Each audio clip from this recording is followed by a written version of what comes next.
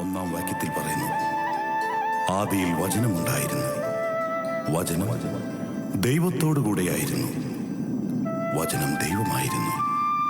പ്രിയമുള്ളവരെ, ആ ദൈവത്തിൻ്റെ ഭാവം സ്നേഹമായിരുന്നു, അനന്തമായ സ്നേഹം. ഒരു പിതാവിന് സ്വന്തം മക്കളോടുള്ള കരുണ നിറഞ്ഞ സ്നേഹം. എന്നാൽ ഈ സ്നേഹത്തിൽ ജീവിക്കാൻ മനുഷ്യമക്കൾ മറന്നുപോകുന്നു. വിശുദ്ധ ഗ്രന്ഥത്തിലൂടെ കർത്താവ് അരുൾ ചെയ്യുന്നു, നിന്റെ ദൈവമായ കർത്താവ് തരുന്ന രാജ്യത്ത് നീ ദീർഘകാലം ജീവിച്ചിരിക്കേണ്ടതിന് നിന്റെ പിതാവിനെയും മാതാവിനെയും നീ ബഹുമാനിക്കുക.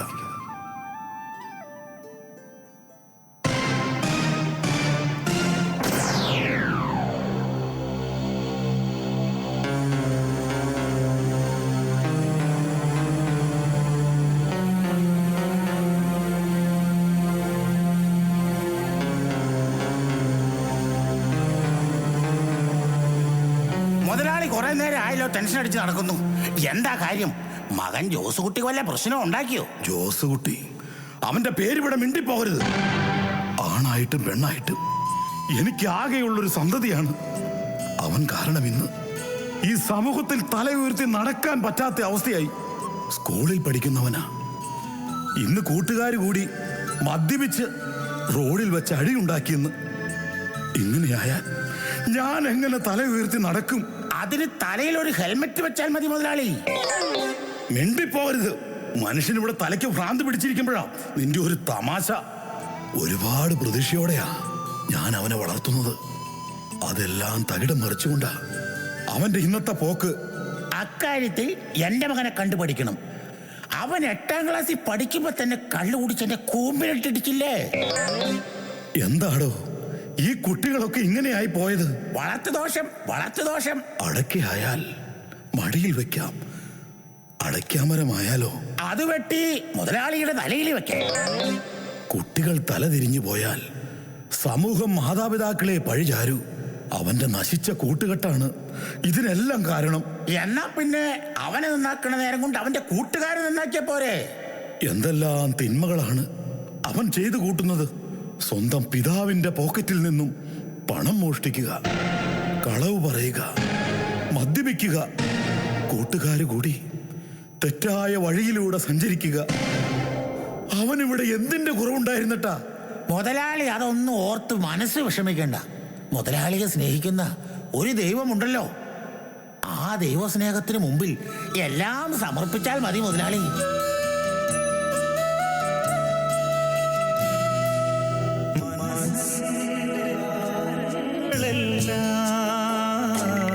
മായ്ക്കുന്ന പൊൻസ്നേഹമല്ലേ ഹൃദയത്തിനാശ്വാസമേകും അലിവിൻ്റെ നിറരൂപമല്ലേ. എന്നെ ഞാനിന്നിതാ നിന്റെ പൊൻകൈകളിൽ ഇന്നു നൽകുന്നിതാ, വന്നു വാഴേണമേ. ഒരു വാക്കിൻ്റെ ദയ ഞാൻ കൊതിപ്പൂ.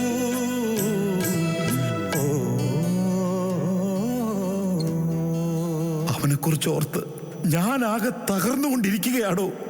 ഒരു കുറവുമില്ലാതെയാണ് ഞാൻ അവനെ വളർത്തുന്നത്.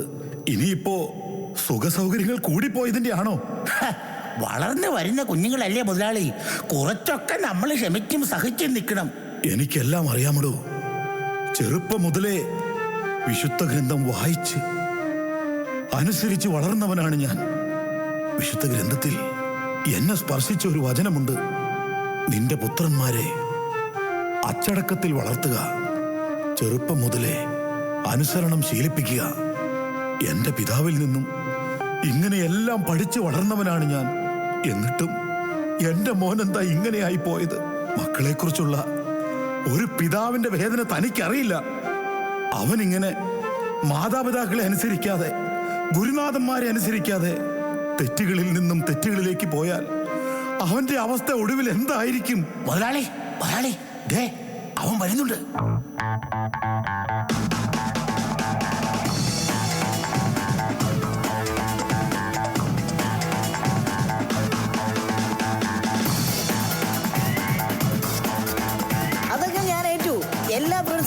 നിനക്ക് ഊട്ടി കൊടൈക്കനാലൊക്കെ നമുക്ക് അടിച്ചു പൊളിച്ച് കറങ്ങിയേക്കാം. മോനെ, നീ ഇന്ന് ക്ലാസ്സിൽ പോയില്ലേ? പോകും. പോകണമെങ്കിൽ ക്ലാസ് ഇങ്ങോട്ട് കൊണ്ടുവരണം. ദേ, ഒരു കാര്യം പറഞ്ഞേക്കാം, എന്റെ കാര്യത്തിൽ മറ്റുള്ളവർ തലയിടുന്നത് എനിക്ക് ഒട്ടും ഇഷ്ടമില്ല. ആരാടാ നിന്റെ മറ്റുള്ളവർ? എന്റെ കർത്താവേ, സ്വന്തം അപ്പന്റെ മുഖത്ത് നോക്കി ഇവൻ എങ്ങനെ ഇത് പറയാൻ തോന്നുന്നു? മോനെ, ക്ലാസ്സിൽ കയറാതെ നടന്നാൽ നിന്റെ ഭാവി എന്താകും? അപ്പനൊന്നും മിണ്ടായിരിക്കുന്നുണ്ടോ? ഒരു ഭാവി മണ്ണാൻ കട്ട. ഇവൻ വലുതാകുമ്പോ പാട്ട പറക്കണ ആളാവും. മോനെ, ചങ്ക് തകർന്നുകൊണ്ടാടാ ഈ അപ്പൻ പറയുന്നത്. നീ നിന്റെ എല്ലാ തിന്മകളും അവസാനിപ്പിച്ച് നീ ദൈവത്തിലേക്ക് തിരിയെ. എന്നെ ഉപദേശിക്കുന്നത് എനിക്കിഷ്ടമല്ലെന്ന് പറഞ്ഞില്ലേ? എടാ മോനെ, നീ നിന്റെ അപ്പം പറയണ കേക്കടാ. കുട്ടികളായി കഴിഞ്ഞാൽ അക്ഷരജ്ഞാനം വേണം, അല്ലെങ്കിൽ ബോധജ്ഞാനം വേണം, അതും അല്ലെങ്കിൽ ജ്ഞാനസ്നാനമെങ്കിലും വേണം. മോനെ, മക്കള് വഴിതെറ്റിയാൽ കാരണവന്മാരെ കുറ്റം പറയൂ. നീ കഴിഞ്ഞ ആഴ്ചയിൽ എത്ര ദിവസം പഠിക്കാൻ പോയിട്ടുണ്ട്? എത്ര ദിവസം കൂട്ടുകാർ കൂടി കറങ്ങാൻ പോയിട്ടുണ്ട്? എടാ, ഇതിനൊക്കെ വേണ്ടിയാണോ നിന്നെ ഞാൻ കാശ് മുടക്കി പഠിപ്പിക്കുന്നത്? കാശിന്റെ കാര്യം പറഞ്ഞപ്പോഴാ ഓർത്തത്, എനിക്ക് കൂട്ടുകാരോടൊത്ത് ടൂറിന് പോകാൻ കുറച്ച് കാശ് വേണം. ഇല്ല, എന്റെ മകന്റെ ഭാവി നശിപ്പിക്കുന്നതിനൊന്നും ഞാൻ കൂട്ടു നിൽക്കില്ല. നിനക്ക് ഞാൻ കാശ് തരില്ല. ദേ, എന്നെ കൊണ്ട് അധികം പറയിപ്പിക്കരുത്. മര്യാദയ്ക്ക് കാശ് തരുന്നുണ്ടോ വേഗം? ഇല്ല, കൂട്ടുകാര് കൂടി കൂത്താടി നശിപ്പിക്കാൻ നിനക്ക് ഞാൻ 5 പൈസ തരില്ല. ഇറങ്ങി പോടാ പുറത്ത്. നിങ്ങളെ ഇന്ന് ഞാൻ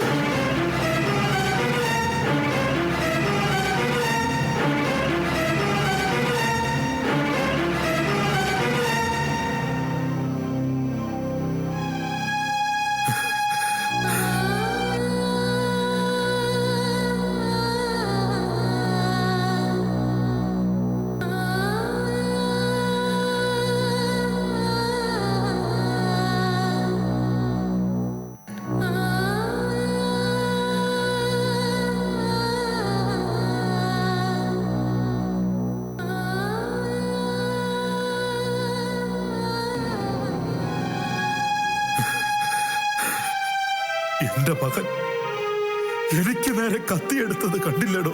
സമാധാനിക്ക് മുതലാളി, എല്ലാം നേരെയാകും. അവനെ പ്രതി ഞാൻ ഒഴുക്കുന്ന കണ്ണുനീരിന് ഒരളവുമില്ല. എന്റെ കണ്ണുനീർ ദൈവം പോലും കാണുന്നില്ലല്ലോ. അവിടുന്ന് എന്നിൽ നിന്ന് മുഖം തിരിക്കുകയാണോ? അങ്ങനെ പറയല്ലേ മുതലാളി. വിശുദ്ധ ഗ്രന്ഥത്തിലൂടെ ദൈവം നമ്മോട് പറയുന്നില്ലേ, നിന്റെ അലച്ചിലുകൾ ഞാൻ എണ്ണിക്കിട്ടുണ്ട്, നിന്റെ കണ്ണീർ കണങ്ങൾ ഞാൻ കുപ്പിയിൽ ശേഖരിച്ചിട്ടുണ്ട്. എല്ലാം കാണുന്ന പൊന്നു തമ്പുരാൻ തീർച്ചയായും മുതലാളിയുടെ മോനെ രക്ഷിക്കും.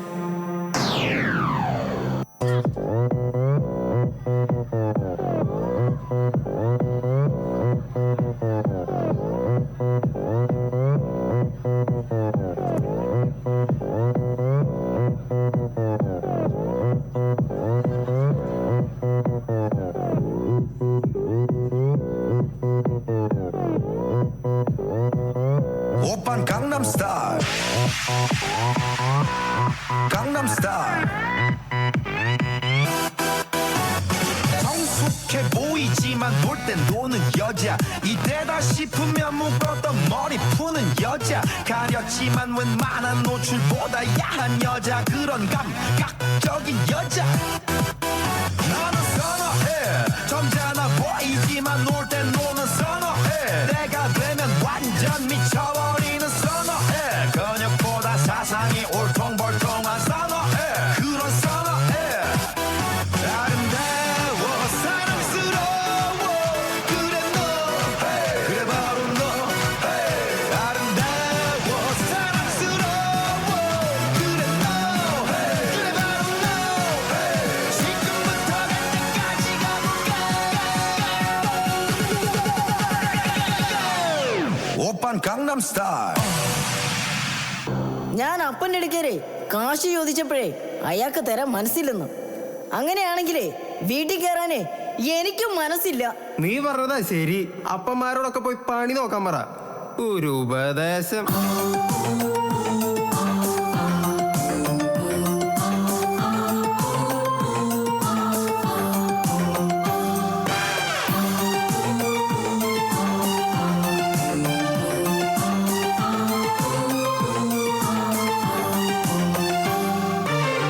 സ്വർഗസ്ഥിതനാം ദൈവത്തെ ആരാധിച്ചിടാം, ഭൂസ്വർഗങ്ങൾക്കുടയവനെ വാഴ്ത്തി വണങ്ങിടാം. സ്വർഗസ്ഥിതനാം ദൈവത്തെ ആരാധിച്ചിടാം, ഭൂസ്വർഗങ്ങൾക്കുടയവനെ വാഴ്ത്തി വണങ്ങിടാം. ഛേ, ഒന്ന് നിർത്തുന്നുണ്ടോ? നാശം. മനുഷ്യനിവിടെ തലയ്ക്ക് ഭ്രാന്തി പിടിച്ചോണ്ടിരിക്കുമ്പോഴാ അയാൾക്കുടെ ഒരു പാട്ട്. ഈ കുട്ടിക്ക് എന്തോ പ്രശ്നമുണ്ടല്ലോ.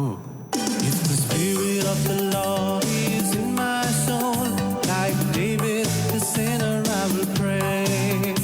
If the spirit of the Lord is in my soul, like David the sinner I will pray. I will pray, I will pray, like David the sinner നിർത്തണോ? I will pray. തന്നോടാ പറഞ്ഞ പാട്ട് നിർത്താൻ. പയ്യൻ അല്പം ചൂടിലാണല്ലോ, ഒന്ന് തണുപ്പിക്കാം. എന്നാ പിന്നെ തമിഴായിക്കോട്ടെ. உலகமெல்லாம் எனக்காதாயம் என வாழ்ந்தவர் மகிழ்ந்ததில்லை, ஆன்மாவே எனக்காதாயம் என வாழ்ந்தார் கவலை இல்லை. உலகமெல்லாம் எனக்காதாயம் என வாழ்ந்தவர் மகிழ்ந்ததில்லை, ஆன்மாவே எனக்காதாயம் என வாழ்ந்தார் கவலை இல்லை. ഇയാളെ കൊണ്ട് വലിയ ശല്യമായല്ലോ. എടോ താനാരാ? ഞാനോ? ഞാൻ ദൈവത്തിന്റെ ഒരു സ്തുതിപാഠകനാ. ആരായാലും ഇവിടെ നിൽക്കണ്ട. ഞങ്ങളിവിടെ കമ്പനി കൂടാൻ വന്നതാ. താ പൊക്കോ. മക്കളെ, ദൈവമില്ലാത്ത ഒരു കമ്പനിയും കൂടരുത്. ദൈവമില്ലെങ്കിൽ ആ കമ്പനി പൊളിഞ്ഞു പോകും. ഇയാളൊന്ന് പോകുന്നുണ്ടോ? ഭയപ്പെടേണ്ട, ഞാൻ നിന്നോട് കൂടെയാണ്. ഛേ, മാരണം. മോനെ, നിനക്കറിയാമോ, നാവ് തീയാണ്, അത് ദുഷ്ടതയുടെ ഒരു ലോകം തന്നെയാണ്. നമ്മുടെ അവയവങ്ങളിലൊന്നായ അത് ശരീരം മുഴുവനെയും മലിനമാക്കുന്നു. ഇയാളൊന്ന് പോകുന്നുണ്ടോ? ചൂടാകല്ലേടാ കുട്ടാ, നിങ്ങൾക്ക് ആവശ്യമുള്ളതെല്ലാം ഞാൻ തരാം. ഓഹോ, അങ്ങനെയാണോ? തന്റെ കയ്യിൽ പണമുണ്ടോ? ഉണ്ടോന്നോ? ഇന്നാ പിടിച്ചോ, പണത്തിന് പണം. 30,000 രൂപയുണ്ട്. 30,000 രൂപയോ? എന്താ കണ്ണു തള്ളിപ്പോയോ? പണം മാത്രമല്ല, നിങ്ങൾക്ക് ആവശ്യമുള്ളതെല്ലാം എൻ്റെ കയ്യിലുണ്ട്. കണ്ടോ, ഇത് ചുണ്ടിനടിയിൽ തിരികെ വെക്കുന്ന ഹാൻസ്. താങ്ക്സ്. താങ്ക്സ് അല്ല, ഹാൻസ്. ഇത് വയ്ക്കുമ്പോൾ തലച്ചോറിലെ വെള്ളമെല്ലാം വറ്റി ഞരമ്പ് വലിഞ്ഞു മുറുകി ഒരു തരുപ്പ് അനുഭവപ്പെട്ട് ലഹരി പിടിക്കുന്നു. ഇത് നിന്റെ പ്രായക്കാർക്ക് വലിക്കാനുള്ള സിഗരറ്റ്. നിന്നെക്കാളും അല്പം നീളം കൂടുതലാ. സാരമില്ല, വലിച്ചു ചെറുതാക്കിയാൽ മതി. ഇതാണ് നിങ്ങളുടെ പ്രിയപ്പെട്ട മദ്യം. എടവേ, ഇയാക്കടയിൽ എല്ലാ സാധനവും ഉണ്ടല്ലോ. തീർന്നില്ല, ഇതാ കൊച്ചു കൊച്ചു മാരകായുധങ്ങൾ. ഇതുകൂടി പിടിച്ചോ. ഇതെല്ലാം ഉപയോഗിച്ച് നിങ്ങൾക്ക് നിങ്ങളുടെ തോന്നിവാസം പോലെ എല്ലാം ജീവിക്കാം. എന്ത് നല്ല മനുഷ്യൻ. ഞാൻ ഇയാള് വെറുതെ തെറ്റിദ്ധരിച്ചു. ഹായ്, നമ്മൾ പ്രതീക്ഷിച്ച എല്ലാം ഇയാളുടെ കയ്യിലുണ്ട്. ഇയാളാണ് നമ്മുടെ എല്ലാം. സന്തോഷമായില്ലേ? ഇതെല്ലാം ഞാൻ നിങ്ങൾക്ക് തരാം. ഞങ്ങൾക്കത് മതി. എടാ, നമുക്കിന്ന് ഇയാളോടൊപ്പം അടിച്ചു പൊളിക്കാവടാ. നിർത്തൂ. ആഘോഷത്തിന് മുൻപ് ഇങ്ങനെയെല്ലാം ജീവിച്ച ഒരുത്തനെ ഞാൻ കാണിച്ചു തരാം. എന്നാ പിന്നെ അവനെ ഒന്ന് കാണണമല്ലോ. മോനെ, മോനെ.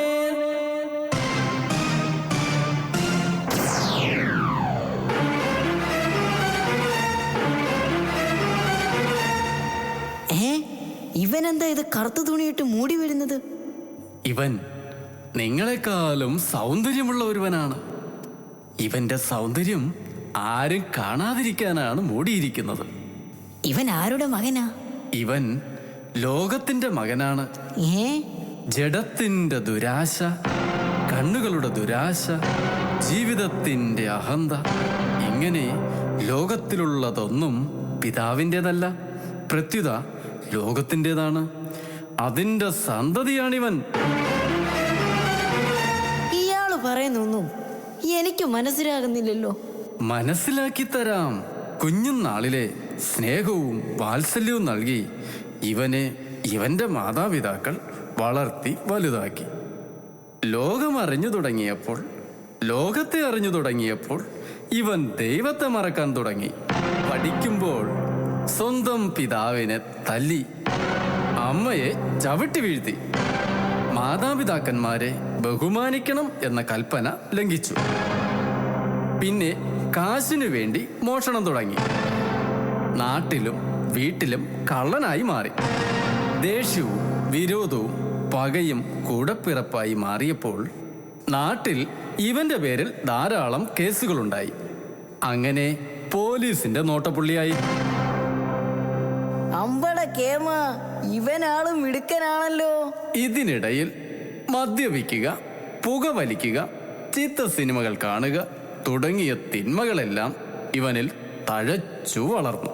ഇന്നിവൻ സ്വന്തം വീട്ടിലും നാട്ടിലും വെറുക്കപ്പെട്ടവനായി മാറി. ആർക്കും വേണ്ടാത്തവൻ. എന്നാ പിന്നെ ഇത്രയും ഡീസന്റ് ആയ ഇവന്റെ മുഖം ഒന്ന് കാണണമല്ലോ. എന്നാ കാണ്.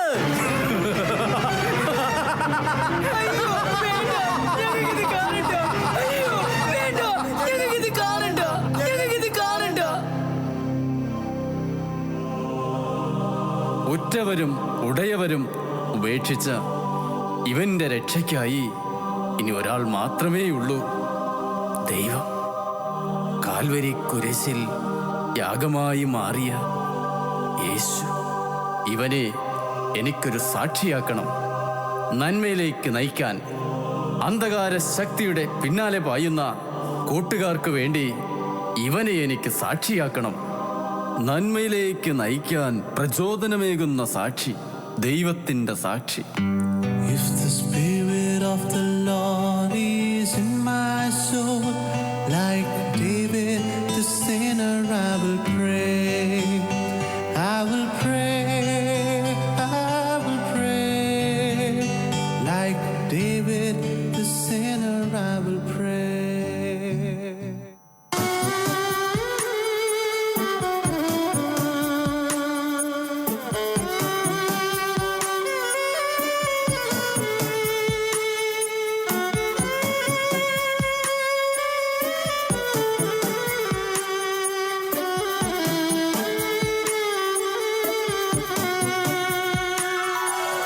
കരധാരിൽ മുഖമൊന്നമർത്തി ഒന്നു കരയാൻ കഴിഞ്ഞിരുന്നെങ്കിൽ തിരുഹൃദയ കാരുണ്യത്തണലിൽ ഒന്നു മയങ്ങാൻ കഴിഞ്ഞിരുന്നെങ്കിൽ.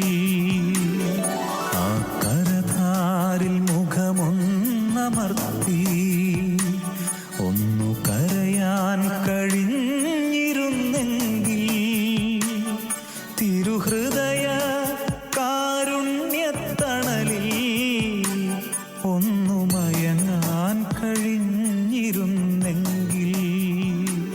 എനിക്കെല്ലാം മനസ്സിലായപ്പോ എനിക്ക് തെറ്റുപറ്റിപ്പോയി. ഇന്നു മുതൽ എൻ്റെ എല്ലാ തിന്മകളും ഉപേക്ഷിച്ച് ഞാൻ അപ്പനെ അനുസരിക്കുന്ന മകനായി ജീവിക്കാം. എന്റെ പൊന്നു മോനെ. സ്വർഗസ്ഥിതനാം ദൈവത്തെ ആരാധിച്ചിടാം, ഭൂസ്വർഗങ്ങൾക്കുടയവനെ വാഴ്ത്തി വണങ്ങിടാം. സ്വർഗസ്ഥിതനാം ദൈവത്തെ ആരാധിച്ചിടാം, ഭൂസ്വർഗങ്ങൾക്കുടയവനെ വാഴ്ത്തി വണങ്ങിടാം. അഖിലേശ്വരനാം കർത്താവേ, ഏകദൈവമേ